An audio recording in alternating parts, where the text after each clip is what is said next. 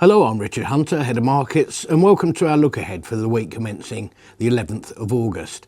It's been another tricky week on both sides of the pond, although the UK is holding up its side of the bargain. In the States, we've had updates from the likes of Caterpillar, which is a bit of an industry bellwether, which was basically complaining that some of the tariff rises so far are starting to impact. That being said, in terms of the earnings season so far, about 80% of companies have beaten expectations.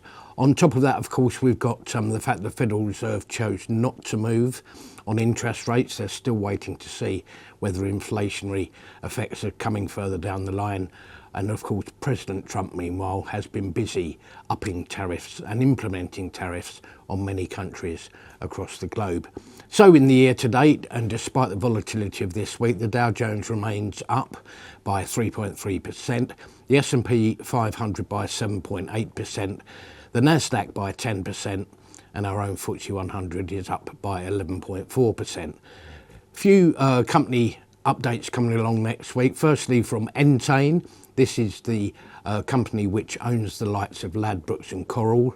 Had a very good year. Shares are up about 90% over the last year. And the main reason for that is that its joint venture with BetMGM of the States, it has recently been announced that that's turned earnings positive. So obviously investors will be looking for some more detail on that particular one. We've also got a half-year update from Persimmon, the house builder. Rather less positive, shares down 26% over the last years, despite the fact that it remains one of the more regarded names in the sector. Yield of 5.3% in terms of dividends certainly helps. But obviously there's things that are slightly out of its control. There have been concerns for the sector around not only construction activity, but also mortgage availability. So we need to see what Persimmon are going to say in terms of their sales reservation rates and their forward order book, amongst other things. Finally, half-year numbers from the insurer Aviva.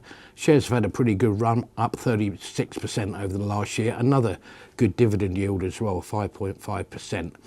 Of particular interest could be an update on some of its recent acquisitions.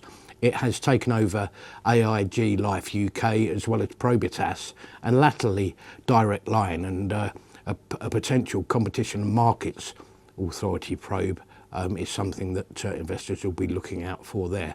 On top of that, it will be able to show further progress in terms of home insurance, car insurance, and indeed general insurance. And it will be interesting to see how its assets under management have also grown, given its predilection for acquiring new workplace pensions. Thank you for watching. Have a great week.